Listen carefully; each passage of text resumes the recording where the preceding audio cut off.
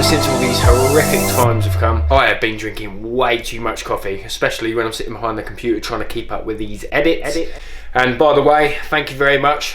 The channel has grown quite a lot over the last few days with new subscribers, so much love. Thank you very much.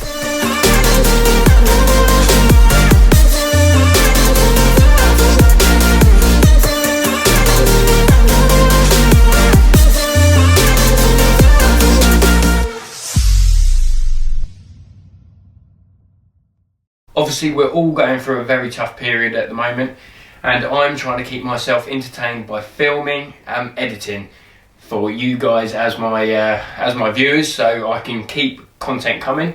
Obviously, normally I have a job and I've got to go to work, so it's given me time to actually work and progress on the channel, so that's one good thing that comes out of this. So guys, this video is going to be extraordinarily different to what you're used to seeing on my YouTube channel.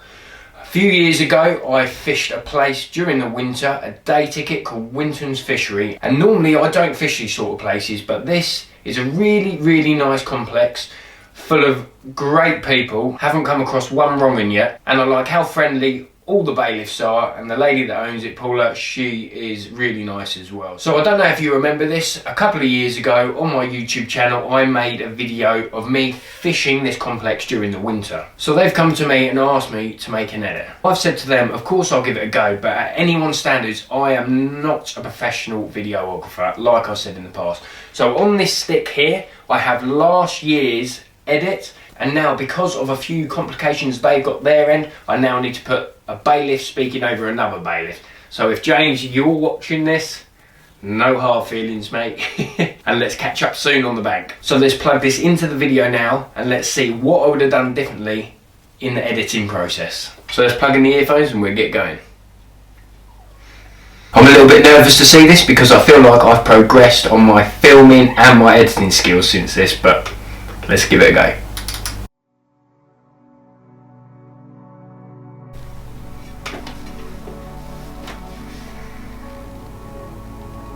Not a bad opener.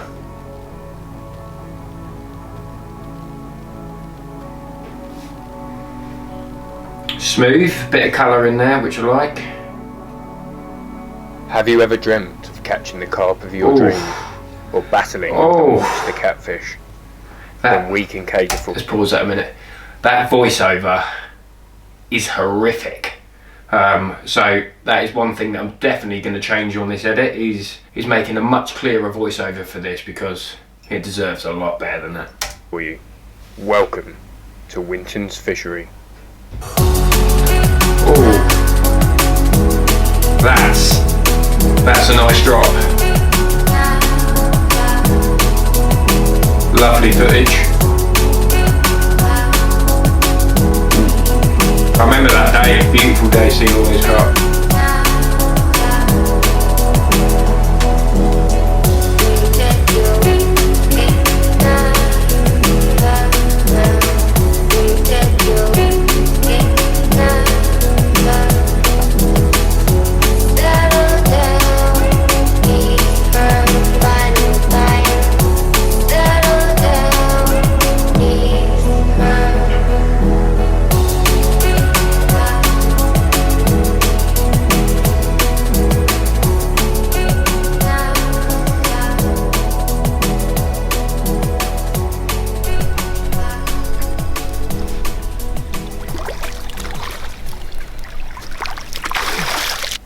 Alright, so let's stop that there.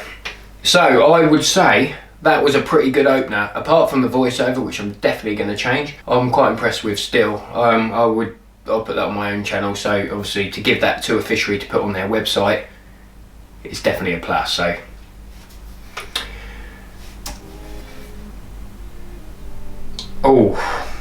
right, there's my second discrimination on this edit. That font on the lakes, that's going. Changing that. Don't know what I was thinking. That just did not fit this content whatsoever, so.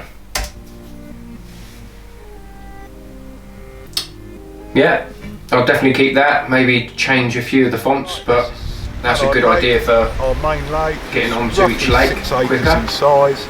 It's got big head of cats and a big head of carp in there. That one's Stu the bailiff. He's a really nice guy, and he will tell you everything that you need to know about the fishery. Get anglers coming from all over the country because we've got such a high average of our catfish. They're happy to travel hundreds of miles to come and have a good session on our lake.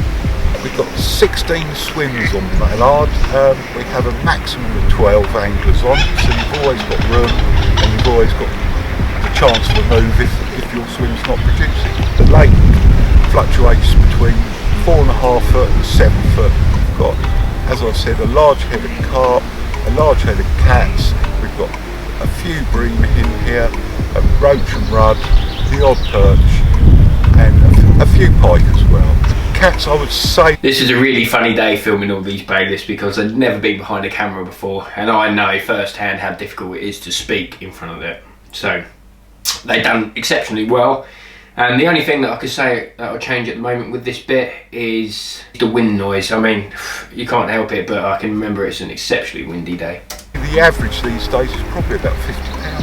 Going up to last season, we topped out at £93.5. A fish that come out which wasn't weighed last year, that in the picture it looked huge, but they can fluctuate in weight so much that it didn't get weighed and it looks huge, that everyone's keen to try and put that particular fish on the bank, get it on the scales and see exactly what it weighs. It's peaks and troughs with the cats. It's all about timing. If you're here at the right time, they'll feed hard. I remember going and videoing this for the boys. That catfish was a bit of a beast. Carp anglers to come and have a go at the carp. Being such a powerful fish, you will need a strong rod, £3 plus. I mean, our dedicated cat anglers are using £5 test curve rods, 35–40 line, but those that are hoping to catch either a carp or a cat fish comfortably with a £3 test rod, £20 line, giving yourself every chance to land a cat as well. Carp, the best we've had. It's quite different actually, videoing catfish, something that I've never done before, and again it's better for your filming skills if you're filming different species of fish. Had out so far would be 42.8. There's 1 or 2 40s in here which fluctuate through the seasons, but it's a very large head of 30s to back them up. We do get the koi, they're very visible, so they have fish for a lot, so if you get a koi you've done very well to take one out.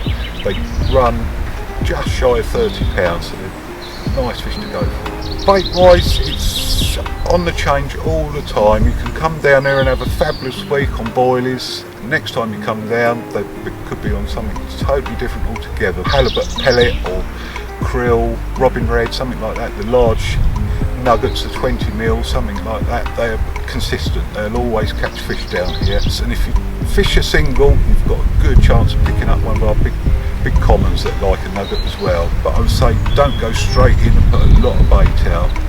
Start off conservatively, and then if you're getting fish, you can start to put more and more bait out there, but don't kill it off before you start by filling it in.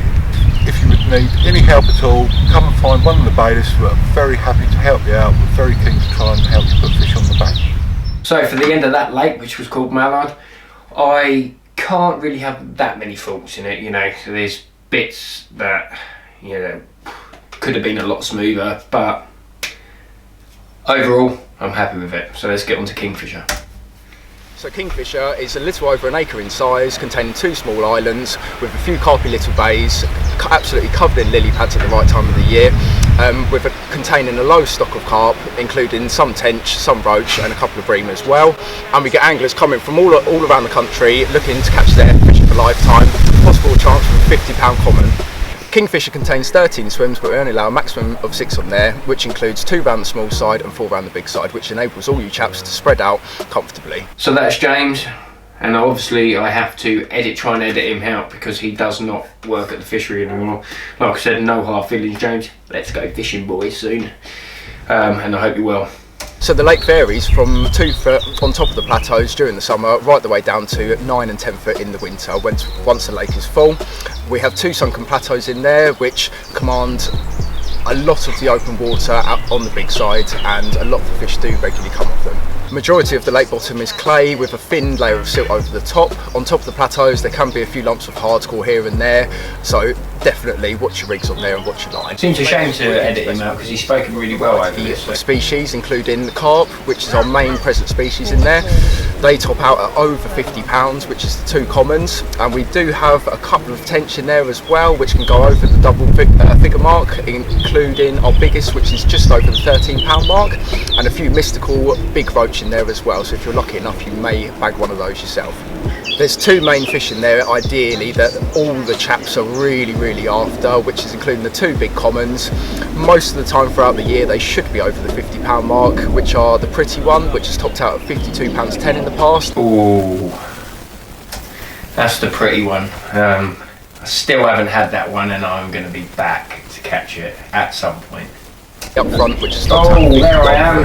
An absolute brute of a fish. There are a few other carp in there as well. We do have a handful of kois in there, which can top out to over the £30 mark. They're covered in black, orange, blues, whatever colour you like, they're there.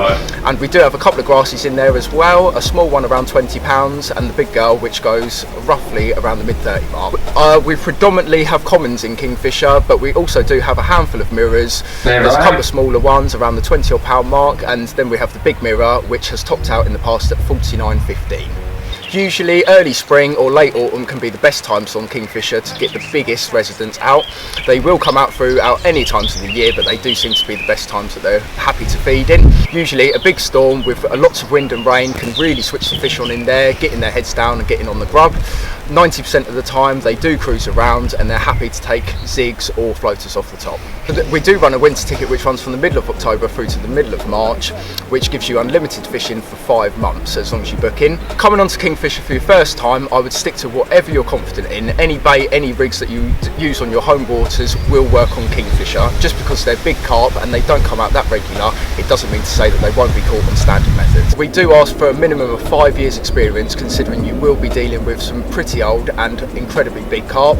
Us bailiffs are always around the complex, willing to give loads of information and a few pointers on to where to go to find the fish and how to catch them. Well, after finishing that lake, I personally think he done a really good job, and that was a smooth bit of editing. I feel like I would have been happy with that. Here we go. Lake, the 2 which ROMs. originally used to be a match lake. Currently at the moment, I had so much fun catfish, filming these 2. Carp, so both commons and mirrors. There's a lot of little silverfish, so there's bream, roach and rudd. There are a few tench there he is, along with a few smaller pike. Mike and Andy. And any one time we allow 8 swims out. Yeah. To keep everybody having a bit of water. Between the islands, when it's full, Nice bit of drone footage there. probably 3 foot. When it's in the middle of summer, it'll drop. Occasionally you'll see a goose walking between the islands. The margins of the I'm just going to say now, we had to split these 2 up at the end because they were just cracking up constantly. We're all laughing, really, to be honest. Those 2 were definitely the worst that day, talking about the camera, but it made it so much fun filming it. deepest part, pegs 41, 37, 39 tend to be the deepest, going down to about 7.5 foot. Who cracks it up now watching it? Can be Mike. Snaggy depending He's giving it the evil stare, isn't he? Basically the bottom it's fairly clear clay. The biggest cat on the complex is currently in Heron. It's known as Big Bad Barry. It has done 98 pounds. Obviously a big cat that size, their weight can fluctuate depending on how much food they've eaten. There's a good head of other cats in here which generally sit kind of in the 40s, 50s and 60s. If you are and you target them, you really want a good £3 test curve rod plus with a decent amount of strong line, recommendably anything over 20. If you're wondering why that footage is a bit blurry and stuff, I had to use other people's footage as well to bulk out this edit, because obviously I could only get as much as I possibly could when I was on the bank, so that's why this stuff's a bit blurry, because it's phone footage.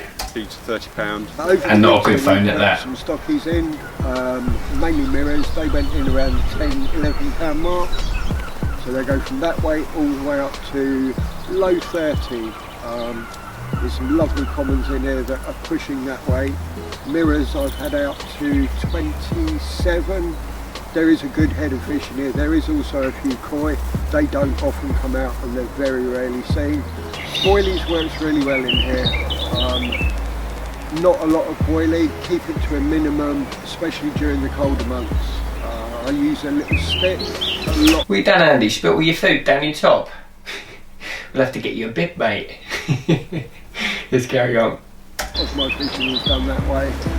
Particle, it does work. It will definitely drag in the smaller fish as well, which can encourage the cats to come into a swim. Personally, I've had some cracking sessions this winter. There they go. Split them up. January, February, March in some atrocious conditions, and I had really good results. Majority of the fishing in here for the carp is margin, whether that be up to the islands. Oh, that's nice. On the bankside margins. I filmed they that. all work well. You've got to look for the fish during the winter. Fish they will care. show you where they are. That's one thing. At Winton's, everyone has to abide by the rules. 50-inch nets, big unhooking mats, and carry a carp care kit with them as well. Just got to keep your eyes open and use your own watercraft. If I was to arrive here the first time, I would do a couple of laps of the lake, find out where other people are fishing, talk to other anglers, see what baits they've been using. Keep your eyes open. The fish will show you where they are. If you are struggling, the bailiffs are always willing to help if you go and have a chat with them up at the office.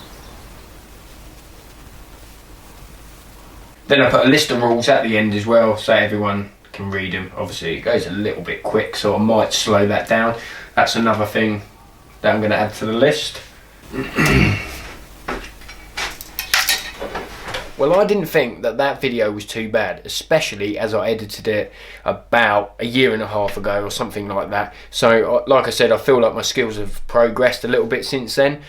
There is a few nooks and crannies which I'm going to iron out as well, because like I say, it could be a little bit smoother. There is quite a few things that I want to change regarding the fonts, slowing down, stuff like that as well. But if I look at the edit as an overall project, I would say I'm quite happy with that, and I think they would be too. So what am I going to come up with now to film for tomorrow? I've been writing a few ideas down. You guys are commenting in the section below, giving me ideas as well, so I've got a few things in the pipeline. But I hope you're enjoying the edit so far. Like I say, I'm just trying to get creative, because what else can we do at hard times like this? I can only film indoors or when I'm out having my exercise, so just like you all can. But if you haven't already, please hit the subscribe button, the bell, and you'll be notified every time I drop a video. Thanks for watching.